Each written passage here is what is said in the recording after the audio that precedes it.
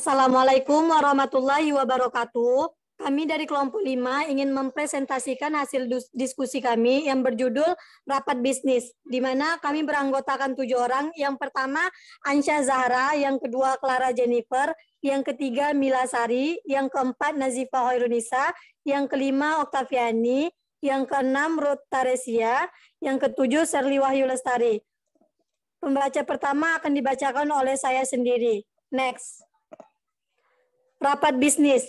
A. Pengertian rapat bisnis. Rapat merupakan pertemuan atau perkumpulan minimal 2 orang atau lebih untuk memutuskan suatu tujuan. Rapat biasanya dihadiri oleh pemimpin dan stafnya. Sedangkan bisnis adalah usaha yang menjual barang atau jasa yang dilakukan oleh perorangan, sekelompok orang atau organisasi kepada konsumen atau masyarakat dengan tujuan utamanya untuk memperoleh keuntungan atau laba atau profit. Pada dasarnya, istilah rapat tertentu bukanlah hal yang asing dalam dunia bisnis maupun non-bisnis, baik yang berskala kecil, menengah, maupun besar.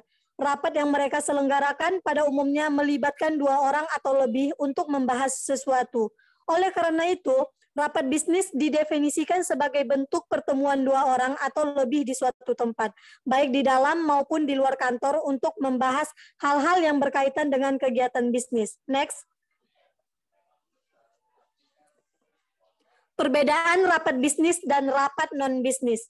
B. Perbedaan rapat bisnis dan rapat non-bisnis. Faktor yang membedakan rapat bisnis dengan rapat non-bisnis adalah tujuan atau orientasi penyelenggaraan sebuah pertemuan. Tentu saja rapat bisnis bertujuan dan berorientasi pada bisnis, sedangkan rapat non-bisnis berorientasi bukan pada bisnis, misalnya untuk tujuan sosial kemasyarakatan, peningkatan pelayanan, kesehatan, dan pendidikan. Next. Tujuan rapat bisnis. Menurut Locker dalam bukunya Business Communication Building Critical Skills, dalam menyatakan bahwa rapat memiliki 6 tujuan, diantaranya berbagi informasi, rapat menjadi media penyebaran informasi secara langsung, penjajakan ide atau gagasan, rapat mengumpulkan berbagai ide gagasan yang dikemukakan oleh peserta. Evaluasi ide gagasan dalam rapat dapat menghasilkan keputusan yang tepat dan mengevaluasi kesalahan dari ide gagasan yang dikemukakan.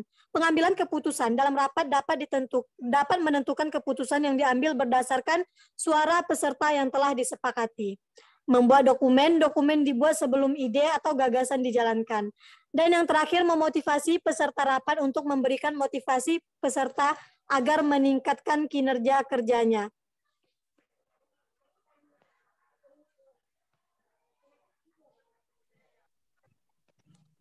Selanjutnya, jenis-jenis rapat bisnis. Dengan Astaga. Lanjut. Selanjutnya, jenis-jenis rapat bisnis. Yang pertama, menurut Starbell dalam bukunya The Manager's Guide to Effective Meetings dalam Purwanto, rapat bisnis dapat dibedakan menjadi 3 sebagai berikut. Yang pertama, rapat informasional, yaitu rapat yang diadakan oleh 2 orang atau lebih untuk menyampaikan informasi tertentu kepada para peserta rapat.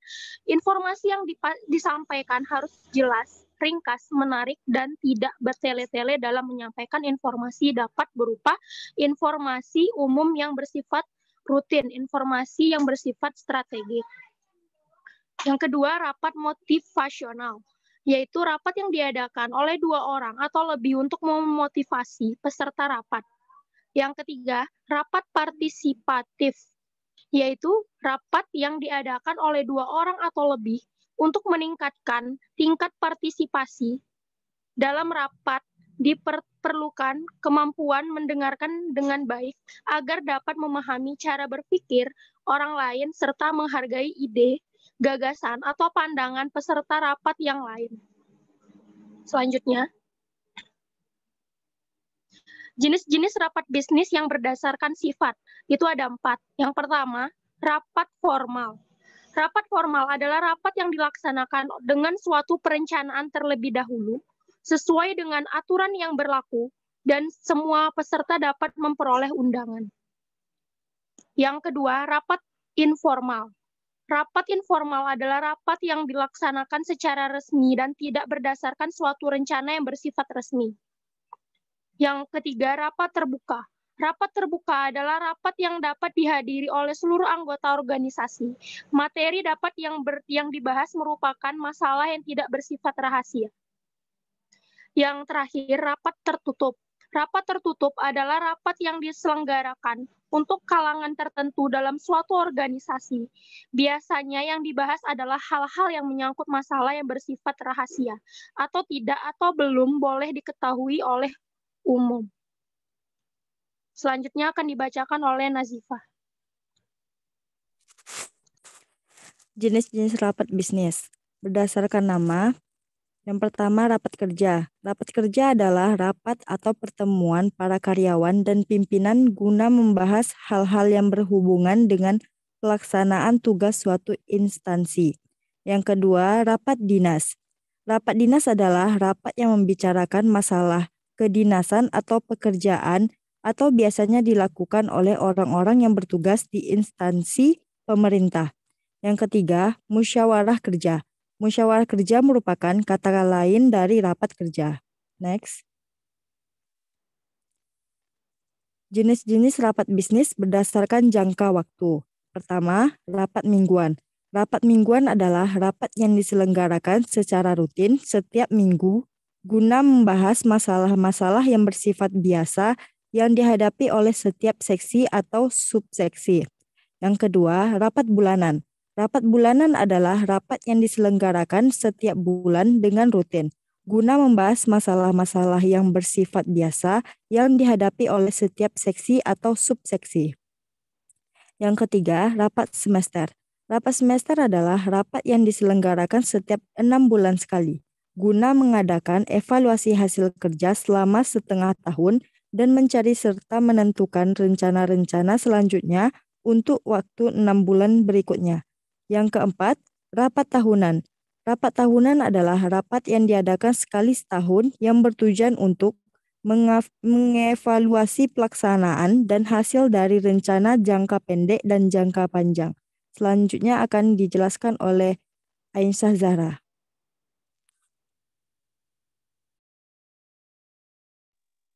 Jenis-jenis rapat bisnis berdasarkan tujuan. 1. Rapat penjelasan. Rapat penjelasan adalah rapat yang diselenggarakan untuk tujuan menyampaikan penjelasan kepada para peserta dari pimpinan. Kedua, rapat pemecah masalah. Rapat pemecah masalah diselenggarakan untuk menemukan pemecahan tentang suatu masalah yang sedang terjadi atau dihadapi. Ketiga, rapat perundingan. Rapat perundingan adalah rapat yang diselenggarakan dengan tujuan menghindari timbulnya suatu perselisihan, mencari jalan tengah agar tidak merugikan kedua belah pihak. Next.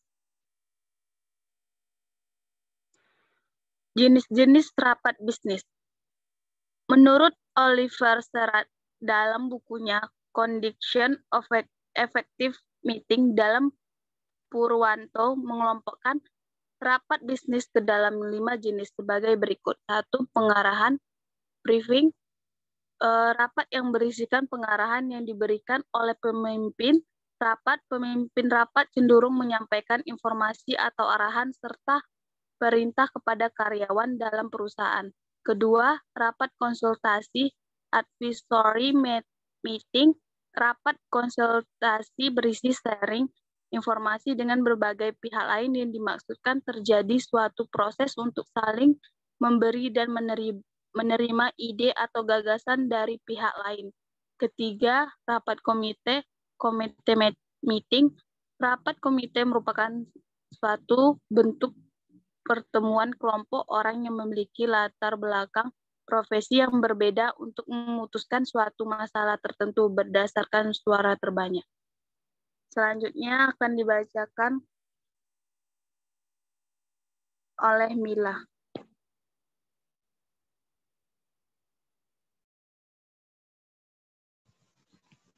Kelanjutan dari jenis-jenis rapat bisnis menurut Oliver Serat dalam bukunya Conduction Effective Meeting. yaitu yang keempat rapat dewan atau council meeting. Rapat dewan merupakan suatu bentuk pertemuan kelompok orang yang memiliki latar belakang, minat yang berbeda untuk memutuskan suatu masalah tertentu berdasarkan suara terbanyak. Yang kelima, negosiasi. Negosiasi diharapkan dapat diperoleh suatu titik temu atau kesepakatan dengan cara saling menguntungkan semua pihak. Selanjutnya, perencanaan rapat bisnis. Dalam menjalankan kegiatan bisnis, perlu adanya sebuah perencanaan yang matang agar bisnis tersebut dapat maju dan berkembang. Berikut terdapat beberapa ciri tentang bagaimana mendesain sebuah agenda rapat yang baik, yaitu yang pertama, mencantumkan tanggal, tempat, waktu dimulai, dan waktu selesai. Yang kedua, mengalokasi waktu untuk setiap topik yang dibahas, mencantumkan rumusan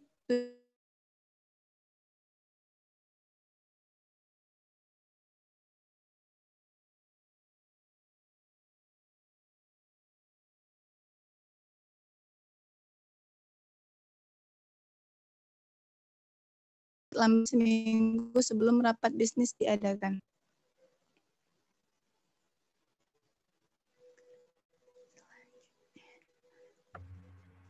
Pelaksanakan rapat bisnis. Selanjutnya, pelaksanaan rapat bisnis akan dibacakan oleh Ruth Tresia. Pelaksanaan rapat bisnis.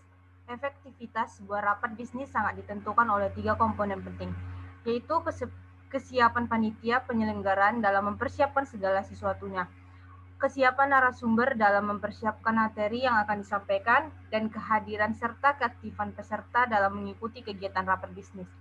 Menurut Dobson, dalam Purwanto terdapat beberapa pengatur tempat duduk yang dapat digunakan untuk penyelenggaraan rapat bisnis sebagai berikut. Pertama, gaya persegi 4. Susunan tempat duduk yang berbentuk atau gaya persegi 4 digunakan untuk rapat bisnis dengan jumlah peserta rapat bisnis yang relatif terbatas. Yang kedua, bentuk huruf U digunakan untuk jumlah peserta yang lebih banyak daripada bentuk persegi 4 untuk memungkinkan narasumber lebih leluasa dan lebih mudah melakukan pendekatan secara tatap muka. Gaya ruang kelas. Yang ketiga, classroom style digunakan untuk rapat bisnis yang dihadiri oleh para peserta rapat bisnis dalam jumlah yang mencapai ratusan orang. Selanjutnya dibacakan oleh Clara.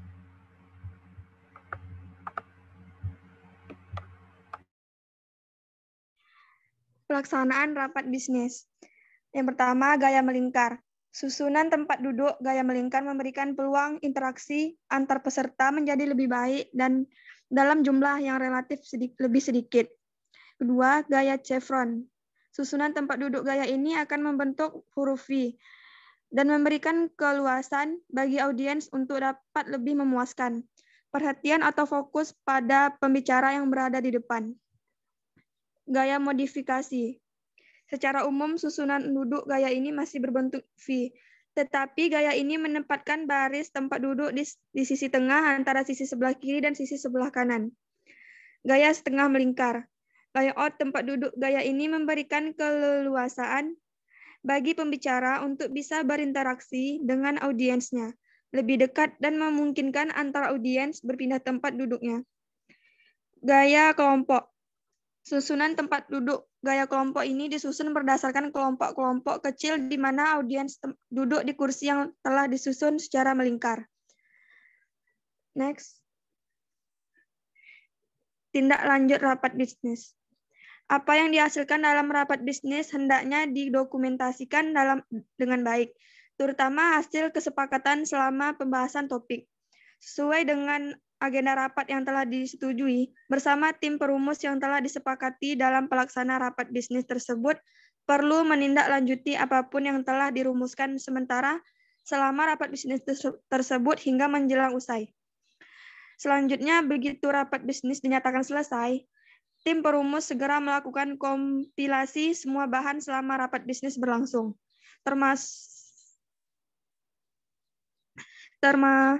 termasuk dokumentasi audio visual dalam hal ini. Tim perumus perlu melibatkan berbagai pihak untuk menghasilkan dokumen penting hasil rapat bisnis tersebut.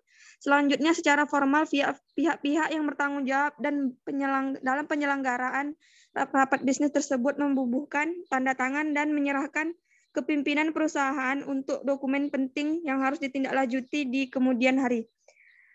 Apabila rapat bisnis tersebut melibatkan mitra bisnis dari perusahaan lain, sudah selayaknya mitra bisnis tersebut memperoleh hasil akhir rapat bisnis. Hal ini karena mereka terlibat secara aktif bahkan menjadi sponsor penting dalam rapat bisnis tersebut.